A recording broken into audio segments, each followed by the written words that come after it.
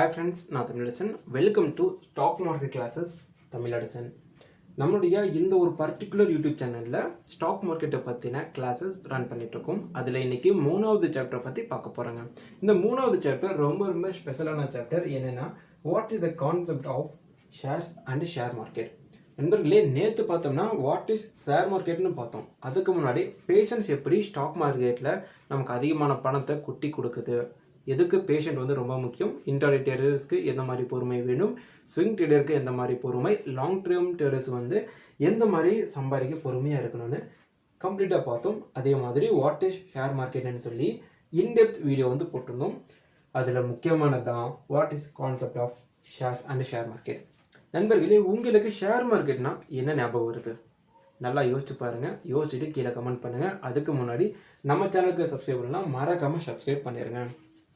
Friends, இப்போ நம்ம இதை பற்றி பார்க்க போகிறோம். பட் அதுக்கு முன்னாடி ஒரு முக்கியமான நியூஸஸை பாருங்கள். பஜாஜ் ஆட்டோ நிறுவனம் இருக்கு இல்லைங்களா, அவங்களுக்கு சுமார் 500 கோடி ரூபாய் நிதி திரட்டுறதுக்கான அப்ரூவலை வழங்கியிருக்காங்க செபி. எதன் மூலமானு பார்த்தீங்கன்னா கமர்ஷியல் பேப்பர்ஸ்.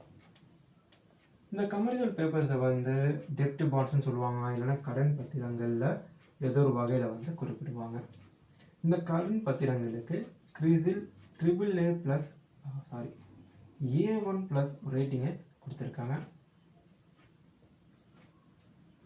ரெண்டாவது நியூஸ் பார்த்தீங்கன்னா GMR infra and urban development. இந்த நிறுவனத்துக்கு சுமார் 3000 கோடி ரூபாய் நிதி திரட்டுறதுக்கான அப்ரூவலை கொடுத்துருக்காங்க செபி. Fundraise approval. அதுவும் எந்த வகையில்னு பார்த்தீங்கன்னா QIP qualified institutional buyers. So இவங்கெல்லாம் யாருன்னு பார்த்தோம் அப்படின்னா insurance companies and mutual fund and banks.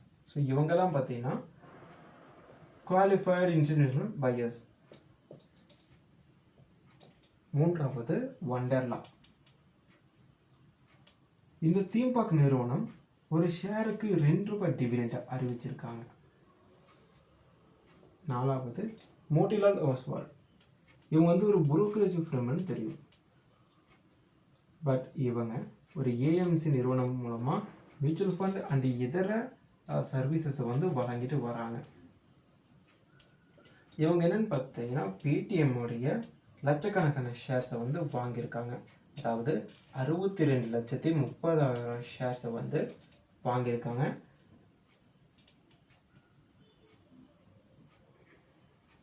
இதன் மூலமாக இவங்க கிட்ட 5.1% ஸ்டேக்ஸ் வந்து இருக்குது.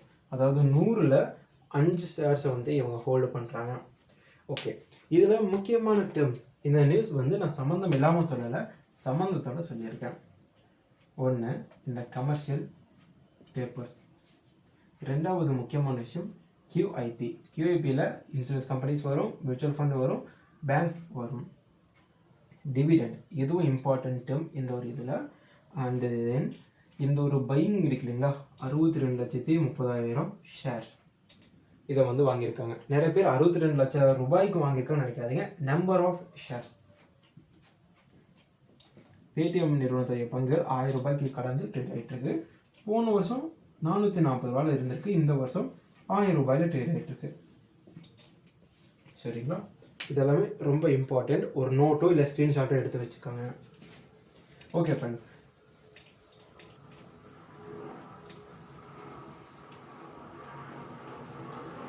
இந்த நியூஸஸ் நல்லா பார்த்துட்டிங்களா? வாங்க மெயின் சாப்டர்க்குள்ளே போகலாம். What is the concept of shares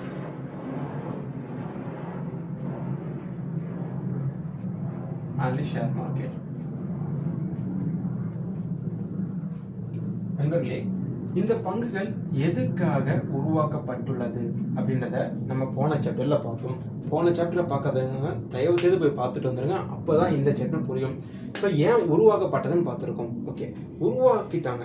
அப்புறம் எதுக்கு அதுக்கு செகண்டரி மார்க்கெட்னு ஒன்று வச்சு அதை வந்து ரெகுலேட்டரி பாடி மூலமாக கண்காணிச்சிட்டு இருக்காங்க.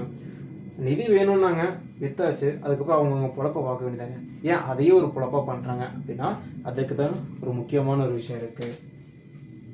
என்னன்னா பண தேவைக்காக தான் உருவாக்கப்பட்டிருக்கு இந்த ஷேர்ஸ். பட் அதே நேரத்தில் அந்த ஒரு விஷயத்தோடையே இந்த பண தேவைகள் வந்து முடிவுக்கு வராது. இப்போ நிறுவனங்கள் வந்து பார்த்தீங்க அப்படின்னா செலவுகள் நிறையா இருக்கும், ஆர்டர்ஸ் இருப்பாங்க, அது கமர்ஷியலாக இருந்தாலும் சரி எதுவாக இருந்தாலும் சரி ரா மெட்டீரியல்ஸ் வாங்கி இவங்க போட்டு தான் ஆகணும்.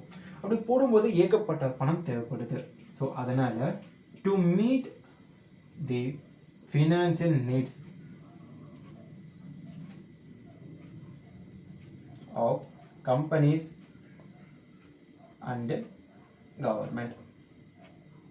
ஓகே, எல்லாருக்கும் கொஞ்சம் புரியாது. கம்பெனிஸ்க்கு வந்து தேவைப்படுது. ஓகே, கவர்மெண்ட்டுமா யூஸ் பண்ணுறாங்கன்னு கேட்டிங்கன்னா ஆமாங்க. ஷேர் மார்க்கெட் வந்து கம்பெனிஸ், ப்ரைவேட் கம்பெனிஸ்க்கும் முக்கியம், அதே நேரத்தில் கவர்மெண்ட் ஆஃப் இந்தியாவுக்கும் முக்கியம்.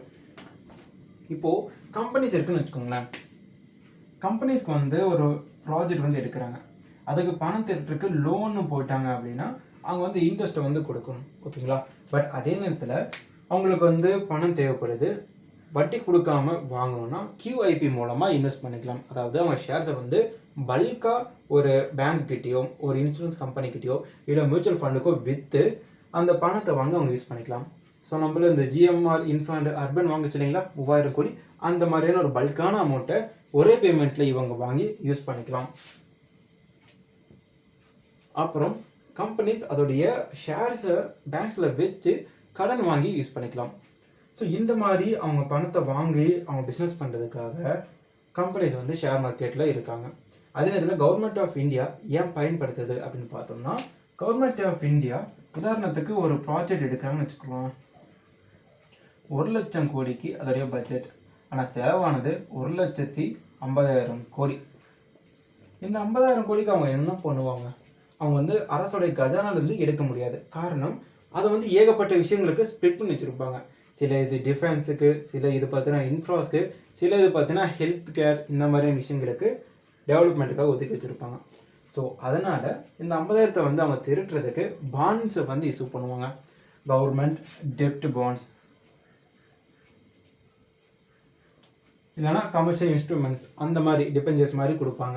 ஸோ இதன் மூலமாக அவங்க வந்து ஈஸியாக பணத்தை வந்து திரட்டுவாங்க. சரிங்களா? அதே நேரத்தில்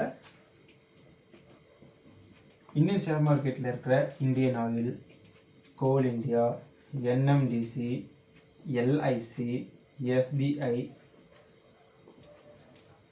இன்னும் எக்ஸெட்ரா எக்ஸெட்ரா, இந்த மாதிரியான நிறுவனங்களை கவர்மெண்ட் ஆஃப் இந்தியா தான் ஹோல்டு பண்ணுறாங்க.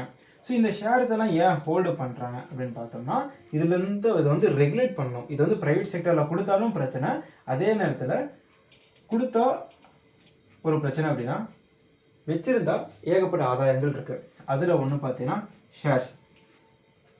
இப்போது இந்தியன் ஆயிலோடைய ஷேர்ஸ் வந்து 2 வருஷத்துக்கு முன்னாடி 80 ரூபாய்க்கு ட்ரேட் ஆகிட்டு இருந்துச்சு. இன்றைக்கி 139 ரூபாய்க்கு ட்ரேட் ஆகிட்டு இருக்கு. ஸோ ப்ரைஸ் 80 ரூபாயிலேருந்து 139, கிட்டத்தட்ட 65% மேலே வளர்ச்சி வந்து அடைஞ்சிருக்கு இந்த ஷேர்ஸோடைய மதிப்பு. அதே நேரத்தில் டிவிடெண்ட் பார்க்கும்போது இந்தியன் ஆயில் ஷேர்ஸ் வந்து மினிமம் 10 ரூபாயிலிருந்து 17 ரூபா வரைக்கும் டிவிடெண்ட் தொகையை வந்து கொடுப்பாங்க. ஸோ 51% அப்படின்னா இந்தியன் ஆயில் நிறுவனம் வந்து ஒரு 10,000 கோடி லாபம் பண்ணுறாங்கன்னு வச்சுக்கோம். அதில் 51,000 கோடி லாபம் வந்து பார்த்தீங்கன்னா இந்த ஷேர்ஸ் மூலமாக இவங்களுக்கு வந்து போய் சேரும் கவர்மெண்ட் ஆஃப் இந்தியாவுக்கு. இது வந்து ஒரு சின்ன ஒரு உதாரணத்துக்காக சொன்னேன். ஆனால் கோடிக்கணக்கான ஷேர்ஸை வந்து ஹோல்டு பண்ணுறாங்க கவர்மெண்ட் ஆஃப் இந்தியா. இதே மாதிரி கோல் இந்தியா பார்த்தீங்கன்னா 6 ரூபாயிலேருந்து 8 ரூபா இது வந்து கொடுத்துருவாங்க. LIC இந்தியாவுடைய 2வது அதிகமான பேரால் சப்ஸ்கிரைப் பண்ணப்பட்ட LIC அதே நிறுவனம். அதே நேரத்தில் அதிகப்படியான மார்க்கெட் கேப்பில் லிஸ்ட் ஆனப்பட்ட ஒரு நிறுவனமும் LIC தான். ஸோ இந்த மாதிரி மிகப்பெரிய கம்பெனிஸில் ஏன் ஹோல்டு பண்ணுறாங்கன்னா, டிவிடெண்ட்ஸால் ஒரு ஆதாயம் இருக்குது, ப்ரைஸஸால் ஒரு ஆதாயம் இருக்குது. ஏதாவது காசு வேணும் அப்படின்னா இந்த ஷேர்ஸை ப்ரைவேட் செக்டரில் விற்று கூட அவங்க வந்து பணத்தை எடுத்துப்பாங்க. இப்போ LICயே பார்த்தீங்கன்னா அப்படி தான் மார்க்கெட்டுக்குள்ளே வந்து கொண்டு வந்திருக்காங்க. இதனால் ஏகப்பட்ட கோடி, அதாவது பல்லாயிரக்கணக்கான கோடி ரூபாய்கள் கவர்மெண்ட்டுக்கு வந்து போயிருக்குங்க. ஓகேங்களா? ஸோ இதனால தான் கவர்மெண்ட் ஆஃப் இந்தியா வந்து யூஸ் பண்ணிக்கிறாங்க ஷேர் மார்க்கெட்டை. அதே நேரத்தில் இந்த பென்ஷன்ஸ்லாம் கேள்விப்பட்டிருப்பீங்க. இந்த கவர்மெண்ட் ஸ்டாஃப்ஸ்லாம் கம்மியான சம்பளமா? கிடையாது. அதே நேரத்தில் கம்மியான நபர்கள் தான் வேலை செய்கிறாங்களா? அதுவும் கிடையாது. ஏகப்பட்ட இடத்துல ஏகப்பட்ட கவர்மெண்ட் ஸ்டாஃப் போட்டு வேலை வந்து பார்த்துட்ருக்காங்க. ஸோ அவங்களுக்கெல்லாம் சம்பளமும் கொடுத்து அவங்களுக்கு வந்து பென்ஷனும் கொடுக்கணும் அப்படின்னா இது ரொம்ப கஷ்டம் இல்லைங்களா? ஸோ அதனால் அவங்கக்கிட்டேருந்து பிடிக்கிற பிஎஃப் பணத்தை வந்து ப்ராவிடென்ட் ஃபண்ட்ஸில் வந்து போடுவாங்க. அதாவது மியூச்சுவல் ஃபண்டு மாதிரியே அதை வந்து மெயின்டைன் பண்ணுவாங்க. அப்புறம் ஷேர் மார்க்கெட் அண்ட் பாண்டு மார்க்கெட்டில் வந்து கவர்மெண்ட் ஆஃப் இந்தியா இல்லைன்னா அதோடைய நிறுவனங்களை வந்து இன்வெஸ்ட் பண்ண சொல்லுவாங்க. ஸோ அது மூலமாக கிடைக்கிற ரிட்டர்ன்ஸை வச்சு தான் இந்தியாவில் நடக்கிற செலவுகளை வந்து சமாளிப்பாங்க government of India. So government of இந்தியாவுக்கும் தேவைப்படுது, பப்ளிக் செக்டர் கம்பெனிஸ்க்கும் தேவைப்படுது. சரிங்களா? எதுக்கு? மணி சர்க்குலேஷனுக்காக, இன்வெஸ்ட்மெண்ட்டாக. அதாவது ஷேர் மார்க்கெட்டை வந்து இன்வெஸ்ட்மெண்ட்டுக்கான ஒரு டூலாகவும் பண தேவையை பூர்த்தி செஞ்சுக்கிறதுக்கான ஒரு டூலாகவும் யூஸ் பண்ணிக்கிறாங்க. ஸோ ஆஸ் எ டூல் நல்லா பண்ணிருக்கோம். ஓகே, இப்போது இவங்களை விட்டுருவோம், கவர்மெண்ட் ஆஃப் இந்தியாவையும் கம்பெனிஸையும் விட்டுருவோம். இப்போ நம்ம மாதிரியான சாதாரண மக்களுக்கு ஷேர் மார்க்கெட் முக்கியமானு கேட்டோம்னா அதுக்கான பதிலை நீங்கள் தான் கமெண்ட்டில் சொல்ல போகிறீங்க. Do we need share market? Okay, so இந்த கேள்விக்கான பதிலை பற்றி பார்க்குறதுக்கு முன்னாடி எத்தனை பேருக்கு இதன் மேலே அபிப்பிராயம் இருக்குன்னு பார்த்தோம்னா 100 பேருக்கு தான் இதுக்கு மேலே அபிப்பிராயம் இருக்குது. அதில் 5 பேர் தான் என்ன பண்ணுறாங்க, இதை தேடி கற்றுக்குறாங்க. ஓகே, இந்த கணக்கை விட்டுருவோம். இப்போ ஒரு ரைஸ் விற்கிற ஒரு அண்ணா இருக்கார், ரைஸ் ட்ரேடர். அவர் இருக்காருன்னா அவருக்கு ஷேர் மார்க்கெட்டில் இன்ட்ரெஸ்ட் இருக்கிறதுக்கான வாய்ப்புகள் கம்மி. ஒரு டீச்சருக்கு வாய்ப்புகள் கம்மி. ஸ்டாஃப் இவங்க எல்லாருமே பார்த்தீங்கன்னா, அதாவது ஒரு இடத்துல வேலை செய்கிற ஒரு ப்ரைவேட் ஸ்டாஃப்னு வச்சுக்கோம். இந்த மாதிரி நிறைய பேருக்கு ஷேர் மார்க்கெட்னாவே மோசம் அப்படின்ற ஒரு எண்ணம் இருக்குது. பட் அதே நேரத்தில் இவங்க யூஸ் பண்ணுற ஒரு அகர்பத்தி ஆகட்டும், ஸ்மோக் பண்ணுவாங்க அப்படின்னா ஒரு சிகார் ஆகட்டும், இதெல்லாம் தயாரிக்கிறது யார்? இந்த மாதிரி பப்ளிக் செக்டர் கம்பெனிஸ் தான். இப்போது இந்தியாவில் ஃபேமஸான பிராண்ட்ஸை ஓன் பண்ணுறது யாருன்னா ஐடிசியும் கோட்ஃப்ரே ஃபிலிப்ஸும். எதில்? Premium range of cigarette and commercial சிகரெட்டை அதிகமாக இவங்க செல் பண்ணுறது யாருன்னா ஐடிசியும் கோட்ஃப்ரே ஃபிலிப்ஸும் தான். இதில் ஐடிசியோடைய ஒரு பங்குடைய விலை 400 ரூபாய்க்கு மேலே போயிட்டுருக்கு. கோட்ஃப்ரே ஃபிலிப்ஸ் 10,000 ரூபாய்க்கு மேலே போயிட்டுருக்கு. அதாவது ஒரு பங்குடைய விலை 10,000. கோட்ஃப்ரே ஃபிலிப்ஸ் தான் பார்த்தீங்கன்னா நார்த் போல் சிகரெட்டை ஹோல்டு பண்ணுறாங்க. ஐடிசி கிங்ஸ் சிகரெட் வந்து ஹோல்டு பண்ணுறாங்க. ஐடிசி வந்து சைக்கிள் அகர்பத்தி தயாரிக்கிறாங்க ஃப்ரெண்ட்ஸ். ஆசீர்வாத் இருக்கு இல்லைங்களா, அந்த கோதுமை மாவு, அதை தயாரிக்கிறது கூட ஐடிசி தான். ஓகே, இப்போ நம்ம வேலைக்கு போகிறோம்னு வச்சுக்கோங்களேன், பெட்ரோல் போடுறோம். எங்கெங்கே போடுவோம்? ஹெச்பி இந்துஸ்தான் பெட்ரோல் பங்கில் வந்து போடுவோம், பிபிசிஎல் பாரத் பெட்ரோலியமில் போடுவோம், இல்லைனா இந்தியன் ஆயிலில் வந்து போடுவோம்.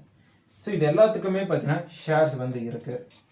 நம்ம சமைக்கிறோம், சிலிண்டர் எடுக்கிறோம், அதுவும் இந்த 3 நிறுவனங்களில் ஏதாவது ஒரு நிறுவனத்தோட தான் அதிகமான பேர் யூஸ் பண்ணிகிட்ருக்கோம். ஸோ இந்த மாதிரி நம்ம டே டு டே லைஃப்பில் யூஸ் பண்ணுற எல்லாத்துக்குமே பார்த்தீங்கன்னா கார்ப்பரேட் நிறுவனங்கள் பின்னாடி இருக்குது. அவங்க பணத்தை திரட்டினது ஷேர்ஸ் மூலமாக. ஓகேவா? இப்போ சொல்லுங்கள், நம்ம வந்து நேரடியாக தான் அதோடைய பங்கு எல்லாத்தையும் வாங்கலை, பட் மறைமுகமாக அது எல்லாத்தோடைய ப்ராடக்ட்ஸையும் நம்ம வாங்கிட்டு இருக்கோம்.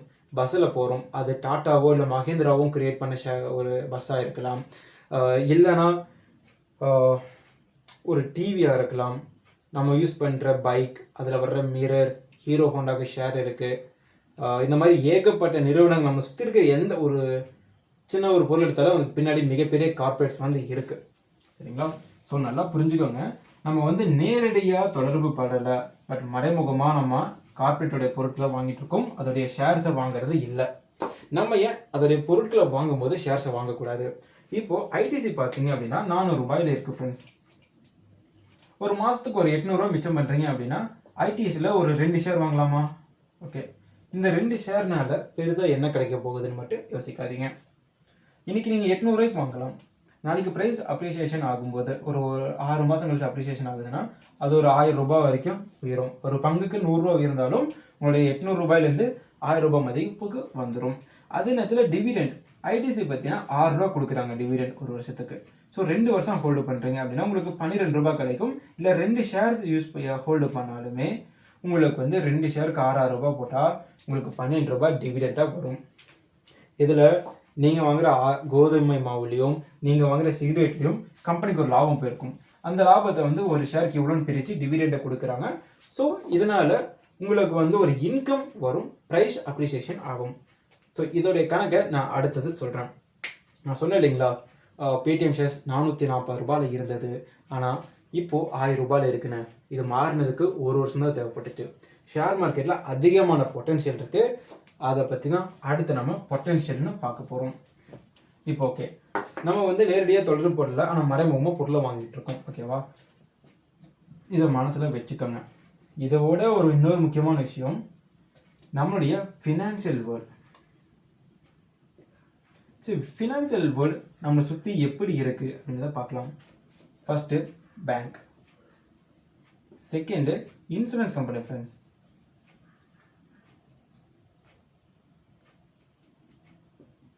And corporate companies.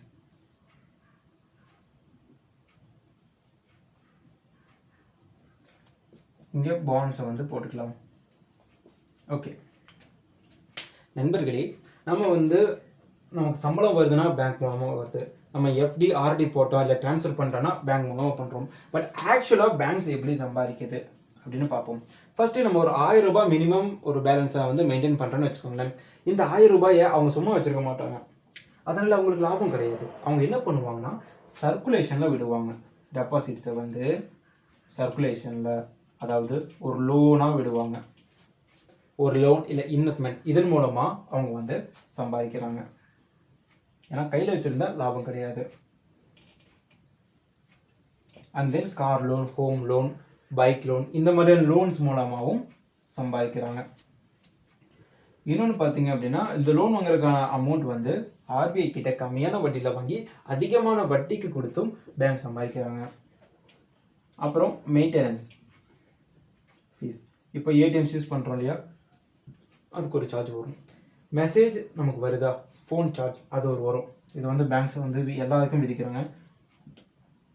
ஸோ இதில் மட்டும்தான் அவங்க இன்கம் வந்து ஜென்ரேட் பண்ணுறாங்கன்னா இல்லை.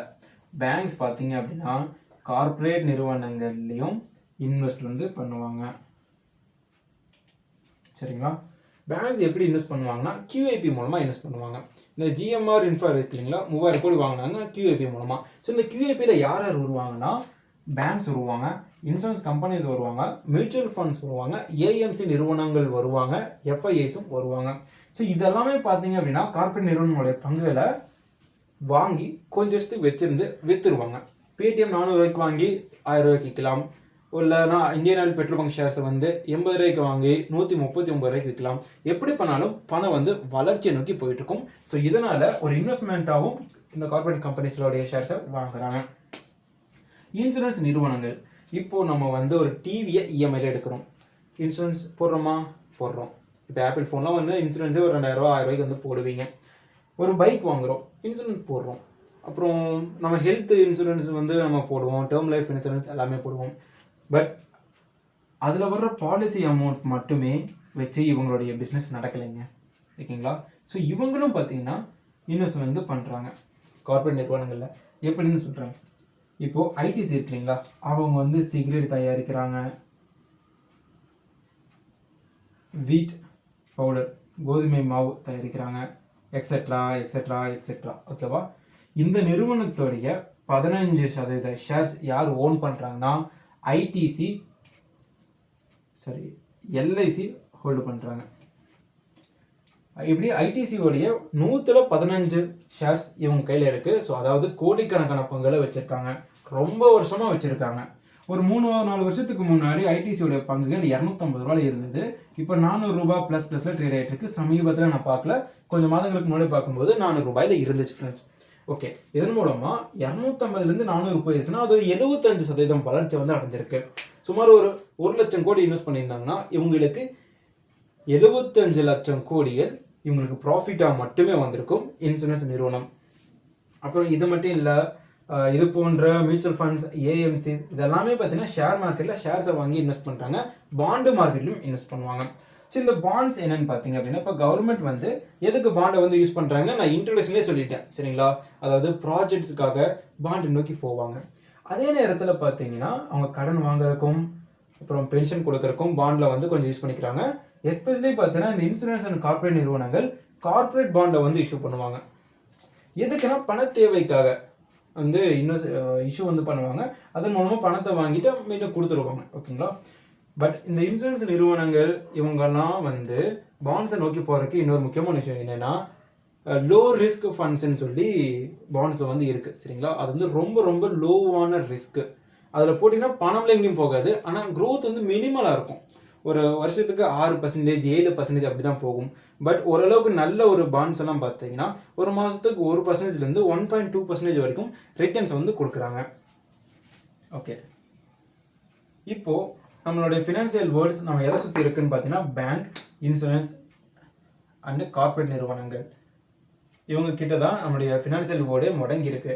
ஆனால் இவங்க எல்லாரும் அவங்களுடைய பணத்தை முதலீடு பண்ணுறதுக்கு எங்கே போகிறாங்க? எல்லாமே ஷேர் மார்க்கெட்டு தான் வராங்க. அதாவது மறைமுகமாக எல்லாருமே ஷேர் மார்க்கெட்டில் தான் இன்வெஸ்ட் வந்து பண்ணுறாங்க, முதலீடு வந்து பண்ணுறாங்க. அதன் மூலமாக தான் பணத்தை சம்பாதிக்கிறாங்க. ஓகே, பட் சாமானிய மனிதர்கள் நம்மளுடைய பண தேவையை நம்ம எப்படிங்க சந்திக்கிறோம்? நம்மளுடைய பண தேவையை நம்ம எப்படி சந்திக்கிறோம் பார்த்தீங்கன்னா, நமக்கு திடீர்னு பணம் வேணும் அப்படின்னா சிறுக சிறுக சேமித்த சேலரியிலேருந்து வந்த சேவிங்ஸை வந்து யூஸ் பண்ணுறோம். அதாவது பேர்னிங். அப்புறம் கல்யாணத்துக்கு ஏகப்பட்ட எக்ஸ்பென்சஸ் வந்து பண்ணுவோம். அதில் பார்த்தீங்கன்னா லோன் வாங்குவோம், அதுக்கு இன்ட்ரெஸ்ட் வந்து கட்டுவோம் சரிங்களா. இப்போது நம்ம லோன்ஸு, சேவிங்ஸ் இதெல்லாம் பார்த்தீங்கன்னா ரொம்ப மினிமலாக ஸ்டாண்டர்டாக போயிட்டுருக்கு. 2 ரூபா வட்டினா 2 ரூபா வட்டியில் வாங்கிட்டு இருப்போம்.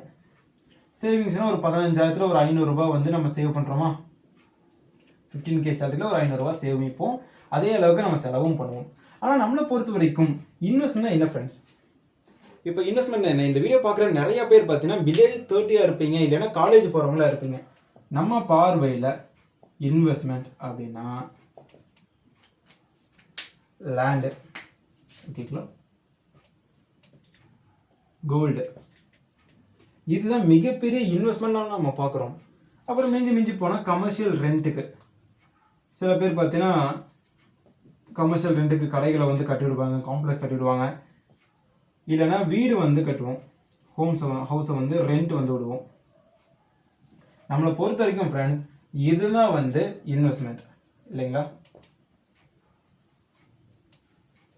இதுதான் வந்து நம்மளோட லைஃப்பில் இன்வெஸ்ட்மெண்ட். பட் நம்ம இவ்வளோ நேரம் பார்த்தா இன்சூரன்ஸ் கம்பெனிஸு, பேங்க்ஸு, கார்பரேட் நிறுவனங்களுக்கும் ரியல் எஸ்டேட் பண்ணுறவங்க லேண்ட் வாங்கி வச்சுருப்பாங்க, பிஸ்னஸ்க்காக லேண்ட் வாங்கி வச்சுருப்பாங்க. ஆனால் பேங்க்கோ இல்லை இன்சூரன்ஸ் கம்பெனியோ நிலத்தையோ கோல்டையோ இல்லைனா காம்ப்ளெக்ஸோ வாங்கி நீங்கள் பார்த்துருக்கீங்க? இல்லை. ஏன்னா இதெல்லாம் கம்மியான ரிட்டர்ன்ஸ் கொடுக்கறது. சொல்லப்போனால் லேண்ட் ஓரளவுக்கு நல்ல ரிட்டர்ன்ஸ் கொடுக்கும், ஒரு 10 வருஷத்துல நல்ல ரிட்டர்ன் வந்து கொடுக்கும். பட் பொருளாதார மந்தநிலையாக வந்துச்சுன்னா லேண்ட் விற்கவே முடியாது. நீங்கள் எவ்வளோ கோடி போட்டு லேண்டை வாங்கியிருந்தாலும் அதை விற்று உடனே பணமாக மாற்ற முடியாது. காம்ப்ளெக்ஸும் அப்படி தான். ஹவுஸ் ரெண்ட்டுக்கு விட்ற ஹவுஸை விற்கணும்னு நினச்சிங்கன்னா அது அவ்வளோ ஈஸி கிடையாது. ஏகப்பட்ட ஃபார்மாலிட்டிஸ் இருக்குது அண்ட் ஏகப்பட்ட விஷயங்கள் அதில் இருக்குது. ஃப்ராடு கூட நடக்கும். இதில் நமக்கு கேஷாக மாற்றக்கூடிய ஒரே ஒரு இன்வெஸ்ட்மெண்ட் கோல்டு தான். ஆனால் இதுவும் நீங்கள் காயினாக வாங்கும்போது தான், ஜுவல்லாக வாங்கும்போது அது வந்து எக்ஸ்பென்சஸாக போயிடும். 1 வருஷம் 2 வருஷம் கழிச்சு நீங்கள் கட்டின செய்கூலி சேதாரத்துக்கு மேலே அந்த கோல்டுடைய விலை போச்சு அப்படின்னா மட்டும்தான் உங்களுக்கு அது லாபமே தவிர மற்றபடி எதுவும் கிடையாது. So according to financial world, அதாவது நம்ம சுற்றிக்கிட்டு இருக்க ஃபினான்சியல் வேர்ல்டுக்கும் நம்ம எதெல்லாம் இன்வெஸ்ட்மெண்ட் நினைக்கிறோமோ அதுக்கும் சம்மந்தமே கிடையாது. ஆனால் நம்ம என்ன பண்ணுவோம், லேண்டு வாங்கினா இன்வெஸ்ட்மெண்ட். எங்கிட்ட கொஞ்சம் காசு இருந்தால் லேண்டு வாங்கி செட்டில் ஆயிடுவேன். பட் லேண்டு வாங்குறது லேக்ஸ் அண்ட் க்ரோர் கணக்கில் நீங்கள் பணத்தை போடணும். கோல்டு வாங்குறதுக்கு கூட நீங்கள் 90,000 ரூபாய் போடணும். கமர்ஷியல் ரெண்ட் விடுறதுக்கு 1.5 கோடி 2 கோடி போட்டால் தான் 1 லட்ச ரூபா ரெண்ட் வரும். வீடும் அப்படி தான். பட் ஷேர்ஸ் அப்படி கிடையாது. ஒரு 10,000 வச்சு இல்லை ஒரு 14,000 வச்சு இன்றைய நாளில் நீங்கள் ஷேர்ஸை வந்து வாங்கலாம். ஒரு பங்கு 139 ரூபா, 10 பங்கு 1390 ரூபா. 100 பங்கு வாங்கினீங்கன்னா 13,900 ரூபாய். அதாவது 100 பங்கு வாங்கிட்டீங்கன்னு வச்சுக்கோங்க ஃப்ரெண்ட்ஸ், ஒரு வருஷத்துக்கு 10 ரூபாய் டிவிடெண்டாக வந்து வருது. அப்புறம் உங்களுடைய வருமானம், டிவிடெண்ட் வருமானம், அதாவது நீங்கள் எதுவுமே பண்ணல, அதில் முதலீடு பண்ணிட்டீங்க. ஐஓசி அதில் பிஸ்னஸை பண்ணி அதில் ஒரு பங்குக்கு 10 ரூபா லாபத்தை வந்து பிரித்து தராங்க. அதன் மூலமாக 100 பங்குக்கு உங்களுக்கு 1000 ரூபாய் கிடைக்குது. சரிங்களா? நீங்கள் 13,900 போட்டிங்களா, 1000 ரூபாய் வந்துருச்சா? இந்த மாதிரி ஒரு 13 வருஷத்துக்கு வந்துச்சு, 14 வருஷத்துக்கு வந்துச்சுன்னா உங்களுடைய இன்வெஸ்ட்மெண்ட் அமௌண்ட் வந்துருமா? அதே நேரத்தில் ப்ரைஸ் அப்ரிசியேஷன் ஆகும். இப்போ எலக்ட்ரிக் வருது, அந்த நிறையா புது புது விஷயங்களை வந்து பெட்ரோலியம் செக்டரில் இன்ஃபியூஸ் பண்ணிகிட்டே இருக்காங்க. இதனால் 139 ரூபா இருக்கிற பங்கு 500 ரூபா 600 ரூபாய்க்கு போகவும் வாய்ப்பு இருக்குது. சமீபத்தில் ஒரு 3 வருஷத்துக்கு முன்னாடி பிபிசிஎல் 300 ரூபாயிலேருந்து 600 ரூபாய் வரைக்கும் போச்சு. அப்புறம் ஸ்பிளிட்டு போனஸ் மாதிரியான கார்பரேட் ஆக்ஷன்ஸ் மூலமாக இப்போ வந்து ஒரு 350 ரூபா ரேஞ்சுக்குள்ளே ஏதோ ட்ரேட் ஆகிட்டு இருக்கு. சரிங்களா? ஆனால் பிபிசிஎலும் சும்மா கிடையாது. 45 ரூபா டிவிடெண்டை வந்து ஒரு வருஷத்துக்கு கொடுத்துட்டு இருந்த ஒரு நிறுவனம். மினிமம் 30 ரூபாய் இல்லைங்க, மினிமம். ஆனால் மேக்ஸிமம்லாம் கணக்கில் ஒரு 30 ரூபா 60 ரூபா வரைக்கும் போகவும் போயிருக்கு. ஹிஸ்ட்ரியை தான் நான் சொல்லிட்டு இருக்கேன்.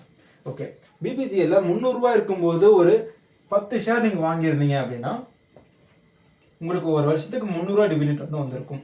10 வருஷத்துக்கு டிவிடெண்ட் வந்துருச்சு அப்படின்னா உங்களுடைய 3000 ரூபாய் இன்வெஸ்ட்மெண்ட் வெளியே வந்துடும். அதுக்கப்புறம் உங்களுக்கு இருக்கிறது எல்லாமே சொத்து தான். அது வந்து 600 ரூபாய்க்கு போச்சுன்னா 3000 ரூபா 600 ரூபா, சரி 6000 ரூபான்ற ரேஞ்சுக்கு அதோடைய ப்ரைஸ் வந்து அப்ரிசியேஷன் ஆகும். சரிங்களா ஃப்ரெண்ட்ஸ்? ஸோ நல்லா மறுபடியும் பாட்டி புரிஞ்சுக்கோங்க. பேங்க்ஸு, இன்சூரன்ஸ் கம்பெனிஸ் லேண்ட் அதிகமாக வாங்கி வைக்க மாட்டாங்க, அவங்க ஷேர்ஸில் தான் போடுறாங்க. நான் உங்களை ஷேர்ஸில் போடுங்கன்னு சொல்லலை, குறைஞ்சபட்சத்துக்கு ஒரு இண்டெக்ஸ் ஃபண்டில் வந்து பண்ணுங்க. எஸ்ஐபி போடுங்க, இல்லை இண்டெக்ஸ் ஃபண்டில் போடுங்க, இல்லை பென்ஷன் ஃபண்டில் போடுங்க, பிபிஎஃப் சொல்லுவாங்களே அதில் போடுங்க. ஸோ இந்த மாதிரியாவது இன்வெஸ்ட் பண்ணுங்க. ஏன்னா இதில் உங்களுடைய சில ஆயிரங்களில் இருந்தே இன்வெஸ்ட் பண்ணலாம். மாதம் மாதம் எஸ்ஐபியில் 500 ரூபாய் போடுறவங்க இருக்காங்க, 150 ரூபா கட்டுறவங்க இருக்காங்க, 1000 ரூபாய் கட்டுறவங்களும் இருக்காங்க. இண்டெக்ஸ் ஃபண்டு அப்படி தான், 1000 ரூபாய் இருந்தால் நீங்கள் முதலீடு பண்ணலாம். பென்ஷன் ஃபண்டு அப்படி தான், பிபிஎஃப் அப்படி தான்.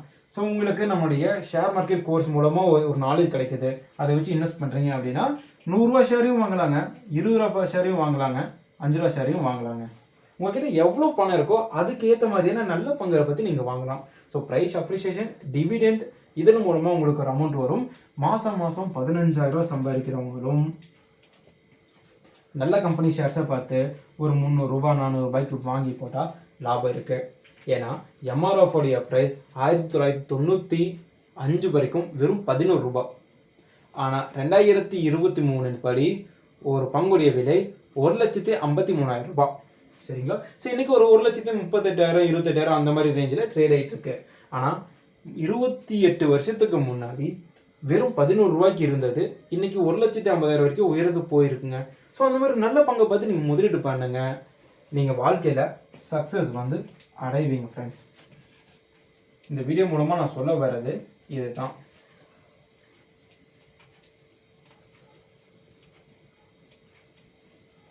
இதுக்காக தான் ஷேர் மார்க்கெட்டை வந்து banks, government of India, insurance, mutual funds எல்லாருமே யூஸ் பண்ணிக்கிறாங்க. அப்புறம் ஃப்ரெண்ட்ஸ், ஸ்டோரி ஆஃப் அண்ணாச்சி அண்ட் ராமு வந்து பார்க்கணும். நிறைய பேருக்கு இவ்வளோ நேரம் புரியாட்டியும் இந்த ஸ்டோரியில் வந்து புரியும். எத்தனை பேருக்கு இந்த ஸ்டோரி கனெக்ட் ஆகுது அப்படிங்கிறத மட்டும் பாருங்கள். உங்கள் லைஃப்பில் எல்லாரும் இந்த மாதிரி ஒரு அண்ணாச்சி வந்து பார்த்துருப்பீங்க. அண்ணாச்சி மீன்ஸ் உங்கள் ஃப்ரெண்டு, ஏரியாக்காரங்க. இதை வந்து நான் வந்து குறிப்பிட்ட கம்யூனிட்டி வந்து குறிப்பிடல, பணம் படித்தவங்களை வந்து சொல்கிறேன். சரிங்களா? அவருக்கு வந்து சேலரி இன்கம் வரும். ஒரு சிஇஓவா, ஒரு மேனேஜராக ஒரு நிறுவனத்தில் இருக்க வாய்ப்பு இருக்குது. அவங்களுக்கு வந்து ஒரு பிஸ்னஸ் வந்து போயிட்டுருக்கும். ரெண்டல் இன்கம் வரும். இன்ட்ரெஸ்ட்டுக்கு வட்டிக்கு விட்டுருப்பாங்க, அது மூலமாக வரும். லேண்டு வாங்கியிருப்பாங்க, இல்லை கோல்டு வாங்கியிருப்பாங்க. அதோட ப்ரைஸ் மேலே போயிட்டே இருக்கும். Price appreciation. இது எல்லாமே இன்வெஸ்ட்மெண்ட். என்னை பொறுத்த வரைக்கும் ஷேர் மார்க்கெட்டில் வாரன் பஃபெட் சொன்ன ஒரு முக்கியமான விஷயத்த நான் ஃபாலோ பண்ணுறேன். நீங்கள் தூங்கும்போது உங்களுக்கு பணம் வரல அப்படின்னா நீங்கள் சாகிற வரைக்கும் கஷ்டப்பட்டு வேலை செஞ்சுட்டு இருக்கணும். நாளைக்கு சாகிற மாதிரி இருந்தாலும் வருமானத்துக்கு நீங்கள் வந்து தவிப்பீங்க. அப்படி தவிக்கக்கூடாது அப்படின்னா நீங்கள் தூங்கும்போதும் பணம் வர மாதிரி செட்டப் பண்ணணும். நம்ம அண்ணாச்சி மாதிரி. பட் அண்ணாச்சி வேற லெவலுங்க. அவர் பிறக்கும் போதே பார்த்தீங்கன்னா ஓரளவுக்கு செட்டிலான ஃபேமிலியில் பிறக்கிறாரு. அதனால பிஸ்னஸ்க்கு போயிட்டாரு. அதுக்கப்புறம் வந்து இன்ட்ரெஸ்ட்டுக்கு போயிட்டாரு. ரெண்டல் இன்கம் வந்துச்சு. ப்ரைஸ் லேண்ட் வாங்கினாரு, கோல்டு வாங்கினாரு. அதோடைய ப்ரைஸ் வந்து மேலே மேலே போச்சு. பட் ராமு அப்படி கிடையாது. ஃபர்ஸ்ட் ஜென்ரேஷனில் படித்தவர். அதாவது அவங்களுடைய பரம்பரையிலேயே இவர் தான் ஃபர்ஸ்ட் ஜென்ரேஷன் படித்து முடிச்சு ஒரு இடத்துல ஸ்டாஃபாக வந்து வேலைக்கு போகிறாரு. மாதத்துக்கு ஒரு 15,000 வாங்குறாருன்னு வச்சுக்கோங்களேன். இவரை நம்பிதான் இவருடைய குடும்பமே இருக்குது. சரிங்களா? சின்ன சின்ன வருமானத்தை அப்பா அம்மா எல்லாம் கொண்டு வந்தாலும் இதன் மூலமாக ஒரு 500 ரூபாய் வந்து மிச்சம் பண்ணுறாரு. சரிங்களா? இந்த 500 ரூபாயை வச்சுட்டு இவரால் லேண்ட் வாங்க முடியாது, கோல்டு வாங்க முடியாது. ஸோ என்ன பண்ணலான்னு பார்த்தீங்கன்னா எஸ்ஐபி, ஷேர் மார்க்கெட்டுக்குள்ளே எஸ்ஐபி பண்ணலாம். 500 ரூபாய் வச்சு எஸ்ஐபி பண்ணலாம், இல்லைன்னா ஈக்விட்டி ஷேர்ஸை வந்து வாங்கலாம். சரிங்களா? இது எதுவுமே பண்ணாமல் 500 ரூபாயை சேர்த்து வச்சாருன்னா ஒரு வருஷத்தில் 6,000 ரூபாய் சேர்த்து வைப்பார், 10 வருஷத்தில் 60,000 ரூபாய் சேர்த்து வைப்பார் மிஸ்டர் ராமு. பட் எஸ்ஐபியில் போட்டாங்க அப்படின்னா 10 வருஷன்ற கணக்கை நான் பார்க்கல. பட் 2 டிகேட்ஸில் 15 மியூச்சுவல் ஃபண்ட்ஸ், 2 டிகேட்ஸ்னால் 20 வருஷம், ஒரு டிகேட்னா 10 வருஷம், 2 டிகேட்ஸ்னால் 20 வருஷம். 20 வருஷம் தொடர்ந்து 10,000 ரூபாயை போட்டு அவங்க முதலீட்டாளர்களுக்கு அவங்களுடைய பணத்தை வந்து 1,89,00,000 வரைக்கும் பெருக்கி கொடுத்துருக்காங்க. 20 வருஷத்தில் அவங்க வெறும் 24 லட்சம் தான் முதலீடு பண்ணியிருப்பாங்க. பட் அவங்களுக்கு வந்து 1,89,00,000 ரூபாய் இல்லைன்னா மினிமம் 1 கோடி ரூபாய்க்கு மேலே மியூச்சுவல் ஃபண்ட் நிறுவனங்கள் வந்து அவங்களுடைய சொத்தை வந்து உயர்த்தி கொடுத்துருக்காங்க. ஸோ இது எஸ்ஐபி தான். ஸோ எஸ்ஐபியில் நீங்கள் 500 போட்டாலும் சரி, 1000 போட்டாலும் சரி, லாங் டேர்மில் பார்க்கும்போது மிகப்பெரிய ரிட்டர்ன்ஸ் வரும். 500 ரூபாயே எஸ்ஐபியில் போடலாம், ஈக்விட்டியில் போடலாம். ஏன் போடணும் அப்படிங்கிறத சொல்கிறேன். இப்போது அண்ணாச்சிக்கு ஒரு கஷ்டம் வருதுன்னா அவருக்கு சமாளிக்க இவ்வளோ விஷயங்கள் இருக்குது. ஆனால் ராமுக்கு சேலரி மட்டும்தான் இருக்குது. ஸோ மியூச்சுவல் ஃபண்டில் அவர் இன்வெஸ்ட் பண்ணாருன்னா 3 நாட்களுக்குள்ள ஃபண்ட்ஸை விற்று அவர் பணமாக எடுத்துக்கலாம். ஈக்விட்டிஸை 2 நாளில் பணமாக மாற்றிக்கலாம். எஸ்ஐபி பார்த்தீங்கன்னா ஒரு புரிதல் வந்து உங்களுக்கு வேணும்னா நான் சொல்கிறேன். சிஸ்டமேட்டிக் இன்வெஸ்ட்மெண்ட் பிளான்னா அது எப்படி போயிட்டுருக்குங்கிறத நான் சொல்கிறேன். ஸோ ஈக்விட்டி மியூச்சுவல் ஃபண்டை சிம்பிளாக புரிஞ்சுக்கலாம். இன்றைக்கி விற்றா நாளைக்கு காசுன்ற கான்செப்டில் இருக்குது. சரி, இவர் போடுறாரு, அவருடைய பங்கு வந்து இறங்கிச்சுன்னா என்ன பண்ணுறாரு அப்படின்னு கேட்டாருன்னா, அப்படி நம்ம பார்க்கறதுனால தான் ஃப்ரெண்ட்ஸ், அதாவது நாளைக்கு இறங்கிரும்னு பார்க்குறோம். ஆனால் லாங் டேர்மில் ஷேர் மார்க்கெட் வந்து 14% ரிட்டர்ன்ஸை வந்து கொடுத்துருக்கு வருஷம். ஃப்ரெண்ட்ஸ் வந்து நீங்கள் இன்னொரு கான்செப்ட் பிடிக்கணும். என்னென்னா இண்டெக்ஸ்னு ஒன்று இருக்குங்க. நீங்கள் நேற்று இந்த ஷேர் மார்க்கெட் வீடியோ பார்த்துருந்தா உங்களுக்கு புரிஞ்சிருக்கும். இண்டெக்ஸ்னு ஒன்று இருக்குது. அதை வந்து நிஃப்டி 50ன்னு சொல்லுவாங்க, சென்செக்ஸ்ன்னு சொல்லுவாங்க. சரிங்களா? இந்த சென்செக்ஸ் வந்து பார்த்தீங்கன்னா கடந்த 25 வருஷத்துக்கு கம்பேர் பண்ணும்போது, 2000வது வருஷத்துலேருந்து கம்பேர் பண்ணும்போது ஒரு வருஷத்துக்கு 14% கூட்டு வட்டி மூலமாக அவங்க வந்து அவங்களுடைய வளர்ச்சி கூட்டு வட்டி கணக்கில் பார்க்கும்போது வருஷத்துக்கு 14% அப்படிங்கிறது வருது. இது வந்து CAGR, compounded annual growth rate அப்படின்னு சொல்லுவாங்க. ஸோ 14% கொடுத்துருக்கு. இதில் 2003 மார்க்கெட் கிராஷ் ஆகிடுச்சு, 2008 அதில் பாதாளத்துக்கு போச்சு, 2013 கிராஷ் ஆச்சு, 2019 கிராஷ் ஆச்சு. இந்த 4 வருஷங்கள் பார்த்தீங்கன்னா மிகவும் கடுமையான வருஷங்கள். முதலீடு பண்ணாங்களோ ஐயோ அப்படின்னு சொல்கிற மாதிரியான ஒரு இக்கெட்டில் தான் வந்து இருந்துச்சு. பட் இப்போது பங்குச்சந்தை மேலே தான் போச்சு. ஸோ அந்த மாதிரி நம்ம முதலீடு பண்ணோம் அப்படின்னா லாங் டேர்மில் பார்க்கும்போது உங்களுக்கு பெனிஃபிட் தான். நீங்கள் ரிஸ்க்கு வரும்னு இன்வெஸ்ட் பண்ணாமல் இருந்தீங்கன்னா அது வந்து மிகப்பெரிய ஃபால்ட்டில் போய் முடிஞ்சிருங்க. ஸோ என்ன சொல்கிறேன்னா, இன்வெஸ்ட்மெண்ட் பண்ணுங்கள், ஷேர் மார்க்கெட்டில் பண்ணுங்கள், முடிஞ்சால் எஸ்ஐபி பண்ணுங்கள். இப்போ ராமுக்கு வந்து உடம்பு சரியில்லை, என்ன பண்ணணும்? எதுவுமே பண்ண முடியாது, சேவிங்ஸ் வந்து எடுக்கணும். பட் இன்வெஸ்ட் பண்ணியிருந்தாருன்னா அவர் இன்வெஸ்ட்மெண்ட் அதை விற்று அவர் பணத்தை வந்து சம்பாதிச்சிடலாம்.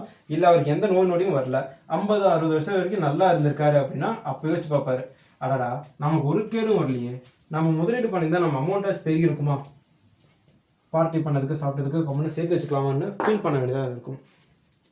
Okay, what is the concept பார்த்தாச்சு. டூ வி நீட் அப்படின்னு பார்த்தோம், நமக்கு எதுக்கு பங்குச்சந்தை தேவைப்படுதுன்னு பார்த்துட்டோம். நம்மளுடைய ஃபினான்ஷியல் வேர்ல்டு எதை நோக்கி போயிட்டுருக்கு அப்படிங்கிறத பார்த்தோம். நம்மளுடைய ஃபினான்ஸை எப்படி உயர்த்திக்கணுன்றதை வந்து ஃபினான்ஷியல் வேர்ல்டில் வந்து பார்த்தோம், எப்படி யூஸ் பண்ணிக்கிறாங்க அப்படின்ட்டு. நாம் ஹவு வி ஷுட் யூஸ், நம்ம எப்படி யூஸ் பண்ணிக்கணும் அப்படிங்கிறதும் இந்த வீடியோவில் பார்த்தோம். ஸோ இந்த 4 விஷயங்களும் இந்த சாப்டரில் பார்த்தது உங்களுக்கு யூஸ்ஃபுல்லாக இருந்துச்சு அப்படின்னா 4 பேருக்கு ஷேர் பண்ணுங்கள். அடுத்த சாப்டரில் வந்து பார்க்கலாம். தேங்க்ஸ் ஃபார் வாட்சிங். டாடா, பாய்.